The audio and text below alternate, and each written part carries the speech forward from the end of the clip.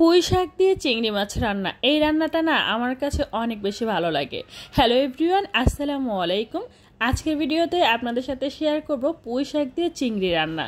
যাই হোক, আমি এখানে পুঁই শাকগুলো খুব ভালোভাবে কেটে ধুয়ে ক্লিন করে নিয়েছি, আর ওই যে পুঁই শাকের যে ডাঁটাগুলো আলাদা করে কেটে নিয়েছি। এবার আমি এই যে চিংড়ি মাছগুলো দেখিয়ে দিচ্ছি, এগুলো আমি ক্লিন করে নিয়েছি খুব ভালোভাবে। সেই সাথে পেঁয়াজ কাঁচামরিচ কুচি করে নিয়েছি। একটা হাঁড়ির মধ্যে পরিমাণ মতো সরিষার তেল দিয়েছি যতটুকু লাগবে। আর এই যে কিছুটা চিংড়ি মাছ নিয়েছি, এর মধ্যে আমি হলুদ, লাল মরিচ গুঁড়ো, ধনিয়া গুঁড়ো আর সামান্য পরিমাণ লবণ দিয়ে সুন্দর করে মাখিয়ে নিয়েছি, দেখতেই পাচ্ছেন। এবার আমি এই তেলের মধ্যে প্রথমে মাছগুলো ভেজে নেব।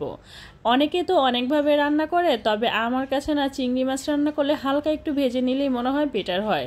যাই হোক, আমি এখন এই মাছগুলো সুন্দর করে ভেজে নিচ্ছি উল্টে পাল্টে। এবার আমি যেটা করব, মাছগুলো এক এক করে তুলে নিব, যেহেতু ভাজা হয়ে গিয়েছে। খুব বেশি ভাজলে আবার এটা রাবাটের মতো হয়ে যায়। তো এই যে আমি তুলে নিচ্ছি সবগুলো মাছ।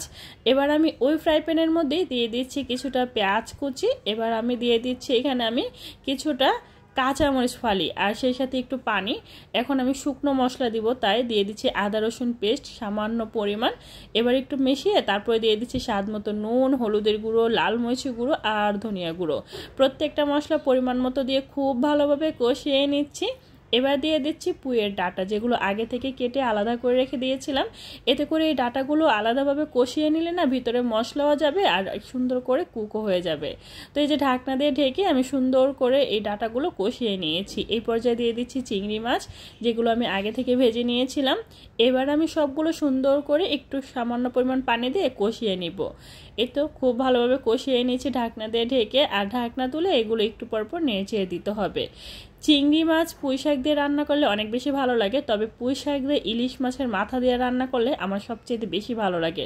যাই হোক, আজকে আমি পুঁই শাক দিয়ে চিংড়ি মাছ রান্না করতেছি। তো আপনারা কিভাবে রান্না করেন সেটাও কিন্তু আমাকে কমেন্ট বক্সে কমেন্ট করে জানাতে পারেন, আর আমার এই রান্নাটা কেমন হচ্ছে সেটাও কমেন্ট করে জানাবেন, ঠিক আছে? পুঁই শাক দিয়ে চিংড়ি মাছ না আমার কাছে খুবই ভালো লাগে। বিশেষ করে সবজি মানে শাক সবজি খেতে আমি খুবই পছন্দ করি। তো এই তো আমার রান্নাটা কিন্তু প্রপারলি ডান হয়ে যাচ্ছে, দেখতেই পাচ্ছেন কতটা লোভনীয় লাগতেছে, তাই না? আপনাদের কাছে হয়তো কেমন লাগে জানি না, কিন্তু আমার কাছে না ভীষণ ভালো লাগে শাক দিয়ে এইভাবে মাছ রান্না করলে। ফাইনালি আমার রান্না ডান। এবার আমি আমার প্লেটটা সার্ভ করে নিয়েছি। এটা হচ্ছে আমার দুপুরের লাঞ্চ। তো এই যে আমি এখন আমার দুপুরের লাঞ্চটা করব আর আপনাদের সাথে শেয়ার করছি। আচ্ছা, ভিডিওটা কেমন লাগছে কমেন্ট করে জানাতে ভুলবেন না, ঠিক আছে? ভালো লাগলে লাইক কমেন্ট শেয়ার করে দিবেন, চ্যানেলটা সাবস্ক্রাইব করে রাখবেন, আর পেজে লাইক ফলো দিয়ে সবসময় সাপোর্ট করবেন। আপনাদের লাইক কমেন্ট শেয়ার আমাকে নতুন নতুন ভিডিও দেওয়ার অনুপ্রেরণা যোগায়। তো আজকে এই পর্যন্ত, সবাই ভালো থাকবেন, সুস্থ থাকবেন। আর কে কোথা থেকে আমার ভিডিওগুলো দেখতেছেন প্লিজ কমেন্ট করে জানাবেন। আল্লাহ হাফেজ।